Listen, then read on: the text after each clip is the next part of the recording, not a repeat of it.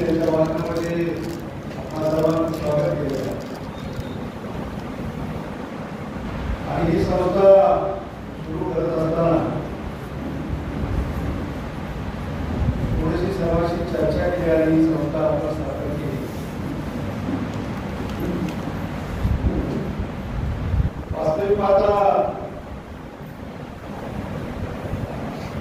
सुरुवातीला संस्था कळावी अशी 30 वर्षापूर्वी एकदा चर्चा झाली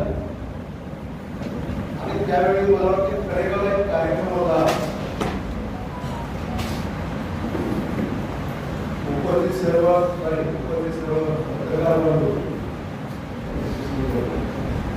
आणि मग त्या कार्यक्रमाला त्यावेळेचे सरकार मंत्री आबासाहेब भोसले राजे उपस्थित होते. त्यांच्याकडे त्यावेळी सरकार लागलं होतं आणि त्यावेळी आम्ही काळ केला प्रत्येक गोष्टीचा साक्षीदार आणि मग साहेबांच्याकडे पत्र दिलं. साहेबांनी शिफारस मारून खास बाब करून आणि त्यावेळी दिलं. परंतु 4-6 महिन्याच्या काळामध्ये थोडस सरकारमध्ये वेगळं वातावरण बऱ्याच संस्था बंद अवस्थेत कडत असलेल्या दिसून आलं. त्यामुळे थोडस आत्मविश्वास नसल्यामुळं तेव्हा आम्ही खरंच केलं नाही आणि मला वाटते 10-15-20 वर्ष पुन्हा एकदा चालना मिळाली. अचानक ठरलं आपण वस्तूला आणि चर्चा झाली. आपण स्थापना केली. त्यामुळे 2-3 कारण आहेत. एक मनामध्ये एक शैल्य होतं की मी ज्यावेळी शेती करायला आलो होतो त्यावेळी महाराष्ट्र बँकेमध्ये कर्ज मागायला गेलो. मला 5 लाखाचं मला कर्ज पाहिजेसाठी पाहिजे होतं. त्यावेळी मला बँकेनं प्रश्न नाकारला कर्ज पूर्ण करू शकत नाही. एक मनामध्ये थोडीशी सण होती. एवढं क्षेत्र असताना आपल्याला बँक कर्ज देत नाही म्हणजे आपण आपली कुठेतरी सुधारली पाहिजे. आपल्याला परवान झालं पाहिजे आणि आर्थिक विश्वास आपल्यावर निर्माण झाला पाहिजे. त्यावेळीचे मनामध्ये राहिलेली धडधड सातत्यानं मला कधी आठवत आणि त्याच्या मागचं कारण असं होतं. पुन्हा बँकेमध्ये गेलो आणि बँक मॅनेजरला विचारलं की तुम्हाला कर्ज नाकारण्याचं कारण द्यावं. त्याने एका भाषेत सांगितलं तुमच्या गावामध्ये बँक ऑफ महाराष्ट्राची शाखा आहे. ती शाखा आमची धोक्यात आहे आणि ते धोका व्हायला कारण तुमच्या गावामध्ये सर्व कर्जदार आहे आणि त्यात त्यावेळी शासनाची एक योजना चालू होती सुशिक्षित बेकार योजना आणि सर्व तरुणांनी कर्ज घेण्यात एकाही तरुणाचं कर्ज नाही. त्यामुळे ती त्या गावचा कर्ज पुरवठा कमी केलेला होता आणि थांबवलं होतं. त्यामुळं तो एक गोष्ट सातत्यानं मनामध्ये माझ्या होताच आणि आपण त्यांना काही केलं पाहिजे आणि आपली विश्वास आपल्याला वाढला पाहिजे म्हणून ही संस्था स्थापन केली. आज जिल्ह्यामध्ये काम करत असताना आपल्या कामाच्या जोरावरती आपल्या आत्मविश्वासाच्या जोरावरती आपण पद निर्माण केली आहे. ही पद आज बँका आमच्या मागायला गेले. मला एवढं कोटी कर्ज आम्ही द्यायला तयार आहे आणि एका प्रकरणासाठी 10 बँकेचा आम्हाला पुन्हा आला की आमच्याकडे कर्ज घ्या. त्यावेळी खरंच भाव वाटलं आपण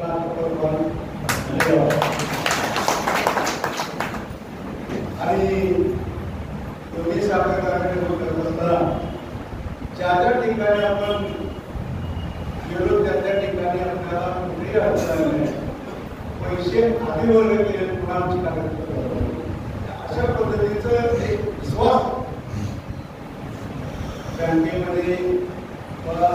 पतसंस्थेमध्ये आपण निर्माण करू शकतो. हे उदाहरण देण्याचं कारण काय की या सभासदाने आपल्याला आपला बँकेवरचा पतसंस्थेवरचा विश्वास वाढला आणि आपण आपली गुणवत्ता वाढवली पाहिजे. कारण कर्ज काढत असतो, कर्ज भरत असतो, त्यावेळी नैसर्गिक संकटामुळे किंवा इतर गोष्टीमुळे सुद्धा आपल्याला थोडंसं मागं पुढं होतं. ही गोष्टी आपण समजू शकतो. परंतु ज्याने ज्या कारणासाठी कर्ज काढलेलं आहे त्या कारणासाठी वापरणं गरजेचं आहे.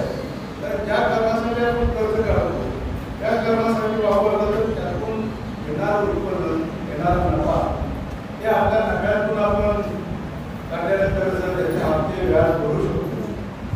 जर ते कर्ज आपण इतर ठिकाणी वापरलं आणि ते अनुत्पादित गोष्टी केलं तर आपल्याला आपल्या उत्पन्नातून जर त्यामध्ये वाढ नाही झाली तर आपण बँकेचं कर्ज, पतसंस्थेचं कर्ज वेळेत भरू शकत नाही आणि मग काय आपण होतो.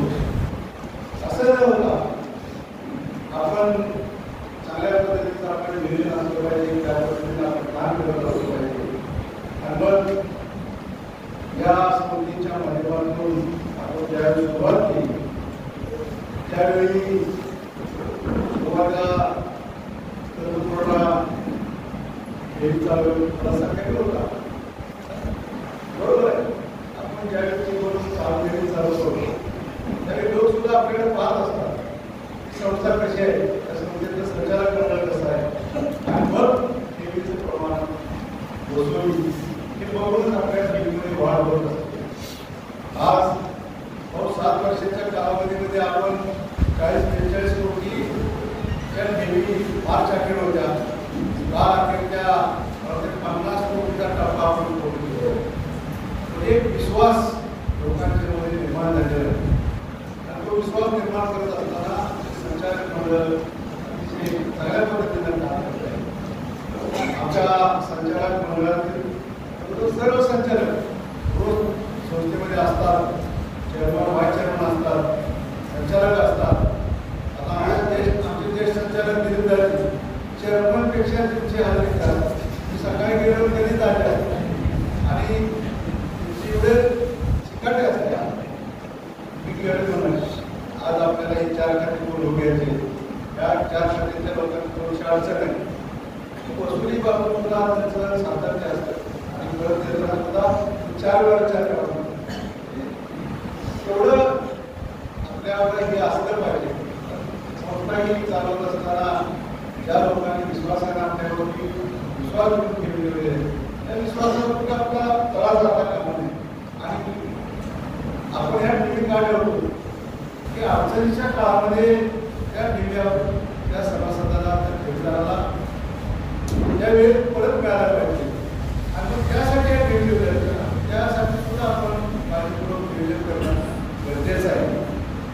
आज काम करत असताना सुद्धा मला सातत्याने मागणी होत्या की आपल्या संस्थेच्या शाखा वाढवा, कार्यक्षेत्र वाढवा आणि थोडंसं माझ्या काळामध्ये कामाचा व्याप असल्यामुळे संचालक मुलांना गडबड होणार ही संस्था आपण मोठीमध्ये आणू शकतो.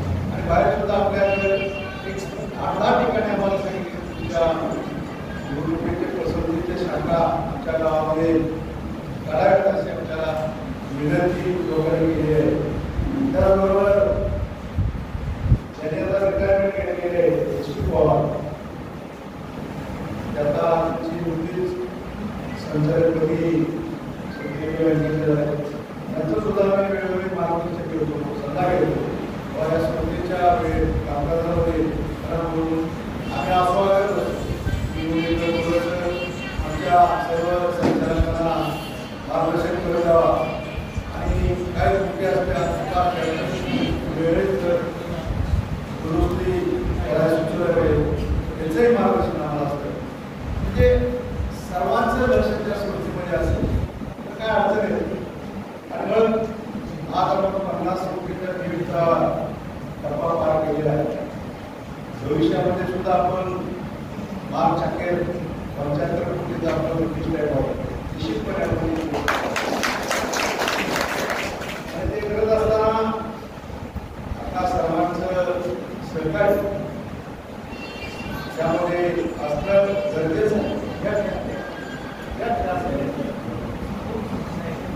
त्यामध्ये सुद्धा आपला सहभाग असणं गरजेचं आणि मग आपल्याला डेली वाटायला पाहिजे, कर्ज वाटली पाहिजे. आता प्रत्येक संस्थेमध्ये केली आपल्याला परवडणार दिसतं, कारण तेवढ्या आपण कर्ज वाटप करणं गरजेचं आहे. कर्ज देत असताना सुद्धा त्याचा आपल्याला विचार करून परत दिली पाहिजे, दिल्यानंतर परत आलं पाहिजे. आणि असे वर्ग बघितला प्रत्येक वर्ग संस्थेचं कर्ज आणि त्याचं बाकी आपण केलं म्हणून त्यासाठी सुद्धा थोडंसं आपण आणि प्रधान काय केलं थोडंसं आणि संचालक मंडळाला सतर्क केलं. त्याला आपण कर्ज देणार आहे, त्याच्या दुकानाला किंवा त्याचा व्यवसाय तर त्याच्या घरी जाऊन आपण भेट द्यायची. भेट दिल्यानंतर आपल्याला तिथं कामकाज त्या गावामध्ये त्याविषयी असणारा विषय याची सुद्धा आपल्याला माहिती घेऊन पुन्हा आपण कर्ज वाटप करण्याचा प्रयत्न हा सुद्धा गावाने चौकशी करून कर्ज वाटपाचा मुद्दा घेतला आहे. बऱ्याच ठिकाणी संचालक संचालक जाऊन आसपासची त्या ठेकेदारांची व्यवहाराची पद्धत याची माहिती घेऊन सुद्धा आम्ही कर्ज वाटप केलं. जेवढं आम्हाला संस्थेमध्ये चांगल्या पद्धतीनं कामकाज करता येईल, पारदर्शकता ठेवता येईल या पद्धतीचं वातावरण आणि या पद्धतीची वाटचाल आम्ही संस्थेच्या संचालक मंडळाच्या माध्यमातून यावर्षी आपण 200 कोटीची उलाढाल संसदेच्या माध्यमातून आज काम करत असताना आपण वैभव सावंतांनी मुद्दा मांडला की आपण कार्यक्षेत्र वाढवत आहोत, कारण बऱ्याच ठिकाणी बाहेरच्या कर्जाची मागणी यायला लागली आणि मग काही संस्था असतील, काही व्यक्तिगत असतील, काही उद्योग असतील, या सर्वांनाच मदत व्हावी किंवा जे व्यवसाय उभा करणार आहेत त्यांना सुद्धा मदत व्हावी. कार्यक्षेत्राच्या बाहेर आपल्याला जाऊन कर्ज वाटप करता येत नाही, म्हणून आपण जिल्हा क्षेत्र कार्यक्षेत्र म्हणून घेत आहोत. निश्चितपणे त्यामध्ये सुद्धा आपल्याला चांगल्या पद्धतीचा आपण व्यवसाय करू शकतो. त्याचप्रमाणे आपण 30 लाखापर्यंत कर्ज देत होतो, परंतु सध्याचा व्यवसायाचा कल पाहता, महागाई पाहता तुमच्या व्यवसायामध्ये आपण कर्जामध्ये व्यवसाय करू शकत नाही.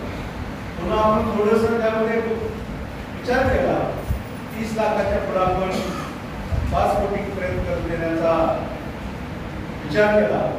त्यासाठी ऑडिटरचे सल्ला घेतला, शासकीय अधिकाऱ्यांचा सल्ला घेतला आणि मग कशा पद्धतीने आपण कर्ज वाटप करणार आहोत त्याची सुद्धा माहिती घेऊन त्या ठिकाणी आपण कर्ज वाटप करणार आहोत आणि ते सुद्धा कर्ज आपण सुरक्षित असलं पाहिजे अशा पद्धतीचं आपण धोरण या संस्थेच्या बाबतीमध्ये संस्थेच्या माध्यमातून घेत आहोत.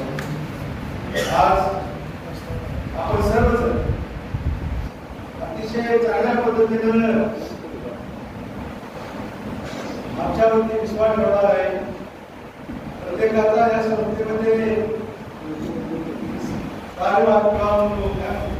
कामामध्ये सातत्य किंवा कामामध्ये सहकार्य आहे आणि आम्ही असं धोरण ठेवलेलं आहे, कोणी जर आलं तरी सुद्धा आपल्या संस्थेची त्याला पूर्ण माहिती द्यायला सांगितली. त्यामुळे आपण माहिती फक्त मराठी वापरण्यात असंही काय कुणी इच्छा तितक्या इतंभूत माहिती देतो आणि व्याजाचा दर सुद्धा आपण अतिशय अल्प आहे, कारण काही ठिकाणी दर तिमाहीला व्याज हे उधार मिसळलं जातं आणि मग त्यावेळी घेणाऱ्या कर्जदारांना सुद्धा ते डोईजड होतो आणि त्या कर्जाचे हप्ते वेळेत येत नाहीत, कर्ज वेळेत मिळत नाही.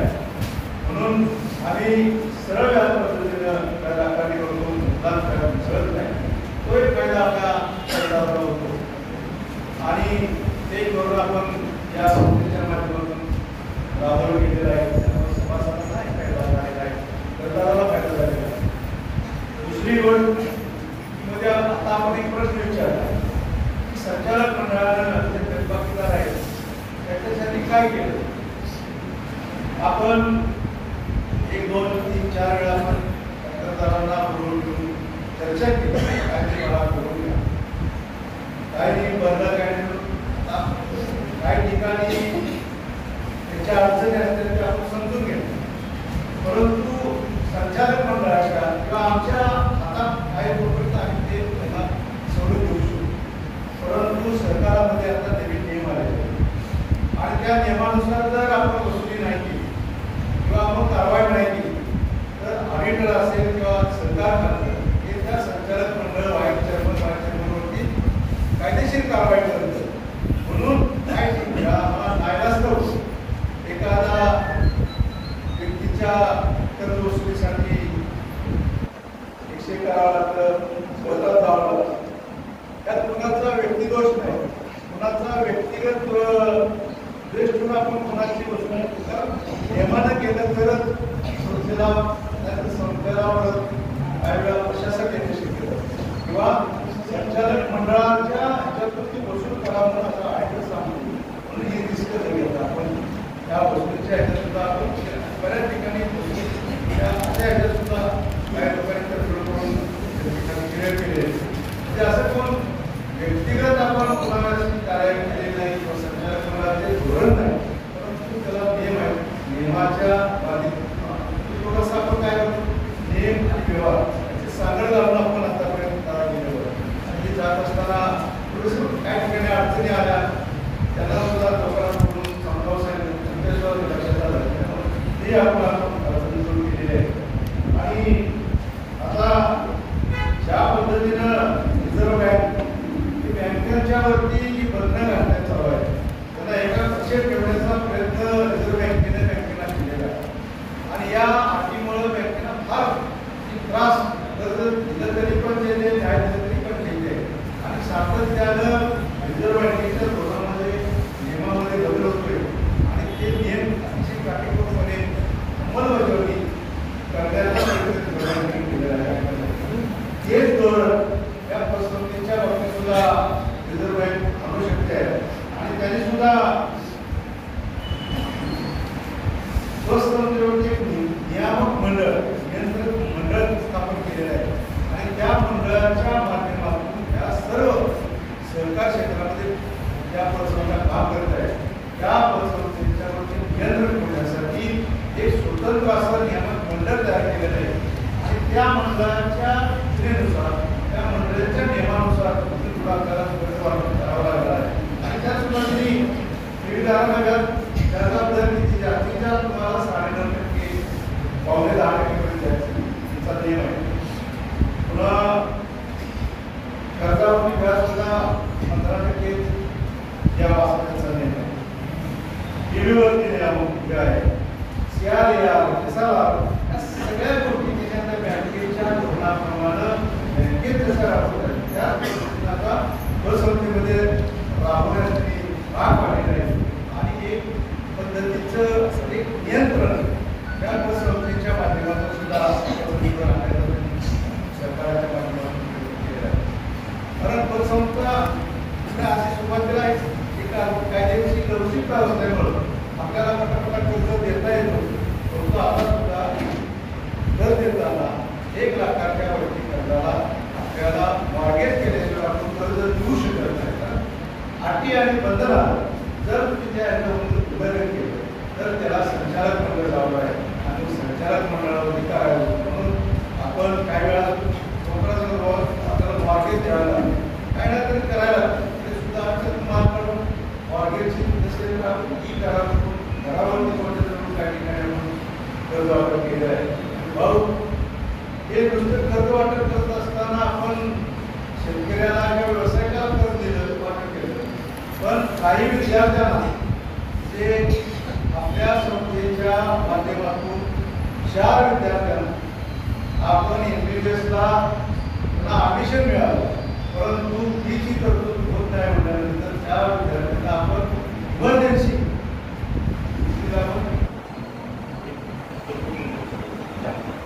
म्हणजे 20 लाखाचं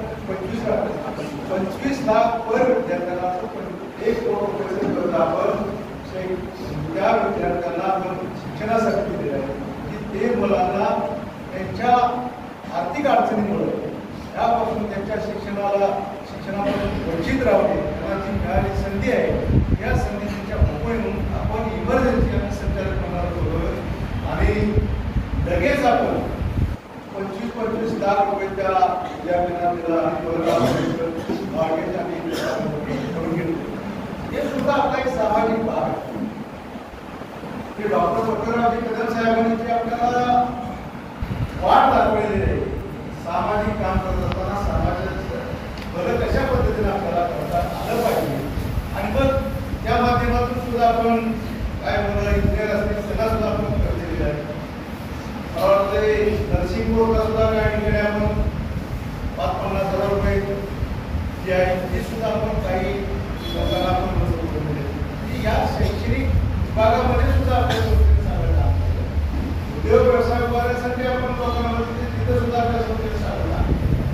आणि सामाजिक बांधिलकी म्हणून आपण एखाद्या कुटुंबामध्ये दुःख घडण्यासाठी त्या कुटुंबाला सुद्धा इमर्जन्सी आपण 10 लाख रुपयाची मदत तात्काळ केलेली आहे. तर यात एक सूचना करतो की आपण हे जी वार्षिक सेवा आपण जे त्यांना आपण आदेश देतोय आपण चेक वाटप करतो त्यामध्ये बदल करू. लगेच तिसऱ्या दिवशी त्या कुटुंबाच्या हातामध्ये 10,000ची मदत दिली पाहिजे.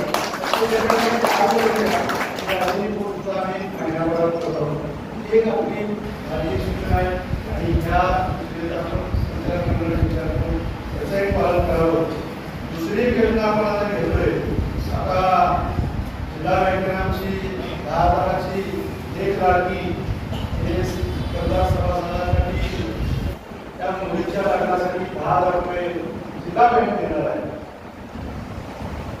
त्याच पद्धतीनं संचालक मंडळाने चर्चा केली की आपण सुद्धा त्या सभासदांच्या मुलीच्या लग्नासाठी आपल्या संस्थेचं काहीतरी योगदान असावं जे सभासद आपल्याकडे ठेवले होतात. सभासद अशा सभासदांच्या मुलीच्या लग्नासाठी आपण 10,000 रुपयाची आनंद सोहळ्यामध्ये सहभाग होण्यासाठी आपण 10,000 रुपयाची मदत सहकार्य या संस्थेच्या माध्यमातून आपण करत आहोत. आणि आपल्या हायस्कूलची ही पाहिजे या संस्थेच्या सभासदांची ही मुलगी असली पाहिजे एवढं करत आहे. आणि त्या मुलीला आपण डॉक्टर फकरराव कदम कन्यादान योजना आतापासून आपण चालू करणार आहोत. नारायण आंबेडकर आपल्या संस्थेचे सभासद आहेत परंतु आता तुम्ही कोणते गरज आहे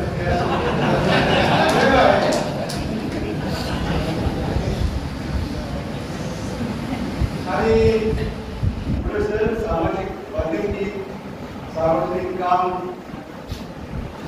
हे आपल्या हातून झालंच पाहिजे. आणि हे करत असताना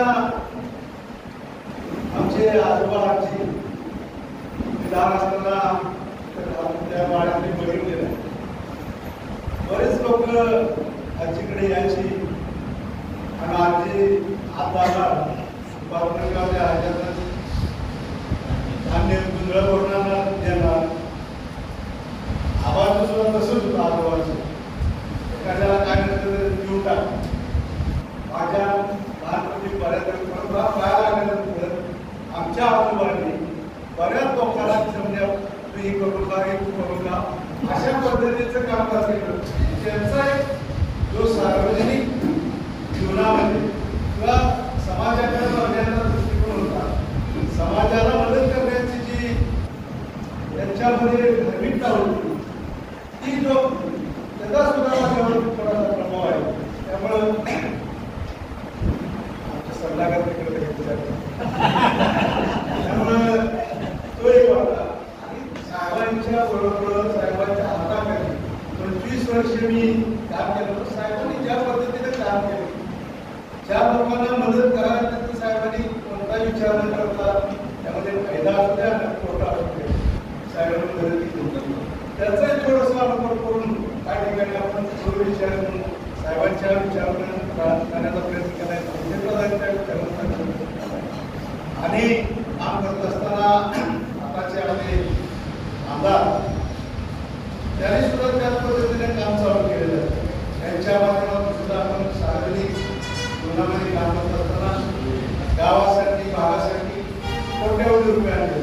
आता कोट्यवधी रुपयाचा नसताना आपण पुलाचं काम केलं 4 कोटीचं, निवडणुकीचा रस्ता केला 4.5 कोटीचा, पुन्हा सरकारी दवाखान्याचे दुबईमाळा जाधवमध्ये हार्ट तयार असतात तिथं 2 कोटी आहे. आज आता परवानगीने आपल्याला जवळजवळ मशानभूमी दत्त मंदिराचं 1 कोटी आहे. हे सोडून आज आता येणारे पैसे तुम्हाला मिळतात. आज येणारे पैसे जवळजवळ 60 ते 70 लाख रुपये परत बाळासाहेबांकडे व्हावे. ही सार्वजनिक कामामध्ये काम आपण सार्वजनिक कामामध्ये करतो. त्या सार्वजनिक कामाच्या माध्यमातून त्याचा उपयोग व्हावा. रस्ते असतील, अनंत रस्ते असतील, सर्व ठिकाणी आपण सामाजिक काम चांगल्या पद्धतीने केलेलं आहे असं मी म्हणण्यापेक्षा लोकांनी म्हणणं ज्यावेळी मला वेगळं वाटतंय त्यावेळी म्हणतो आपण काहीतरी काम केलं असं मला वाटतंय. आता तात्यांनी सांगितलं की आमची जनरल मीटिंग 6 वर्षे शाळेत होते. मला तुम्ही एक सांगितलं आणि बरेच लोक आमचं काम जास्त एवढं मोठं तुम्ही सार्वजनिक ठिकाणी असा मोठ्या प्रमाणात घेत नाही. म्हणून यावेळी आम्ही संचालक मंडळानं म्हटलं की प्रत्येक समितीची सभा आपण वेगळी घेऊया. सोसायटीची परवा वेगळी झाली आणि आज पंचवटीच्या वार्षिक सभेच्या निमित्तानं आपण सर्वजण आपण पुन्हा विद्यार्थ्यांचा सत्कार केला. त्याचबरोबर काही जे लोक रिटायर झाले त्यांचाही सत्कार केला. त्यांची निवड वेगळ्या क्षेत्रामध्ये झाली. कोण पोलीस मध्ये असेल, कोण एसटी महामंडळामध्ये असेल. कुणाच परवा एक आपण सत्कार केला तो मंत्रालयामध्ये कुठेतरी अपघात झाला. सातत्यानं आपण हे काम करत असताना सार्वजनिक जीवनाला सुद्धा आपण अशा लोकांना सुद्धा शुभेच्छा दिलेल्या आहेत, रिटायरमेंट झालेल्या आहेत. या लोकांना या सरकारच्या माध्यमातून सार्वजनिक कामामध्ये येण्याचं एक साधन किंवा एक त्यांच्यामध्ये मनामध्ये एक विचार किंवा मनामध्ये एक स्मृती निर्माण होते. आपण सुद्धा सार्वजनिक कामामध्ये केलं पाहिजे अशा पद्धतीचं धोरण या स्मृतीच्या माध्यमातून घेतलेलं आहे. आणि भाऊ मला सांगावं असं वाटतंय की जे आर्थिक नियोजन आहे, आर्थिक सल्ला आहे हे रोजगाराचं मला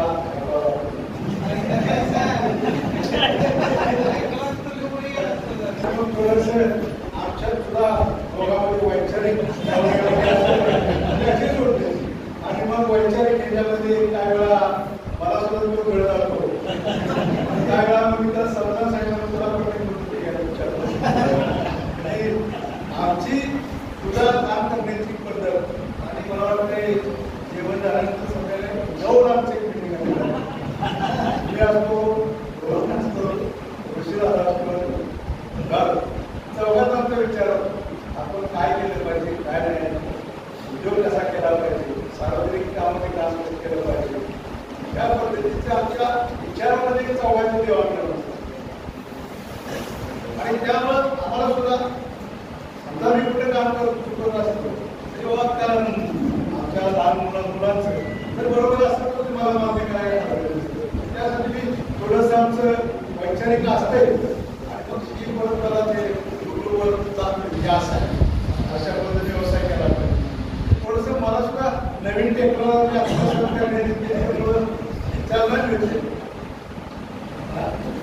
अजून काम करताना सुद्धा मोठा आणि त्याच्यापेक्षा त्याच्याकडे बौद्धिक कौशल्य काय त्याची बौद्धिक बोध जर आपल्या विचार करत असेल तर त्याचा सल्ला घेण्यात एक लोक मिळत असतं. आणि त्या सध्याबरोबर आपला मौलिक सल्ला भाव ठेवलेला असतो. त्यावेळी दुसऱ्या भाषेतून प्रयोग भाषेत आम्हाला आश्रय करायचं त्याबद्दल आम्हाला सुद्धा काय सुधारले पाहिजे. तसे दुसरा सल्लागार मला नेहमीच आठवण देवता आणि त्या वक्तीमध्ये तडजोड चुकीला माफी नाही हे आम्हाला देवता म्हणजे आर्थिक अतिशय काटेकोरपणे सल्ला या पद्धतीनं काम झालं पाहिजे आणि मला ते चालणार कारण जोपर्यंत अभाव त्यावेळी 8 दिवसातनं 10 दिवसातनं वापरणार सचिवाला बोलला आज बरोबर ते असं ठेवलं जातं अशा पद्धतीचा एक दबाव म्हणजे कसं नैसर्गिक आपल्या दबाव असतो दबाव म्हणजे काही चुकीचं नाही त्यामुळं त्या कर्मचारी सुद्धा हे चूक करत नव्हता दुसरं पदाधिकारी सुद्धा चुकीच काय करत नव्हता एक नैतिक दबाव आपल्याकडे मला उपयोग पडलेले आहे त्यांच्याही मार्गाला ओळी सल्ला मला त्यामुळे बऱ्याच ठिकाणी आज बराच वेळ बोललो आणि आपण त्या संस्थांचा सुरू केले सापडले त्या संस्था अतिशय चांगल्या पद्धतीने चालावी ही भूमिका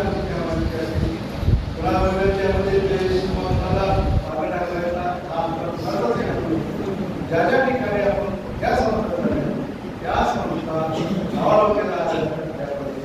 त्यामुळं त्या संस्था चुकीच्या मार्गाने गेला याचं कारण माझ्यावरती किंवा माझ्या संचालक मंडळावरती एवढी मार्गदर्शन घेत असतो काम करताना सुरू केलेल्या झाल्या असेल तरी आपण थोडेसे समजून घ्यावे आणि अशाच पद्धतीचं सहकार्य अशाच पद्धतीचा सल्ला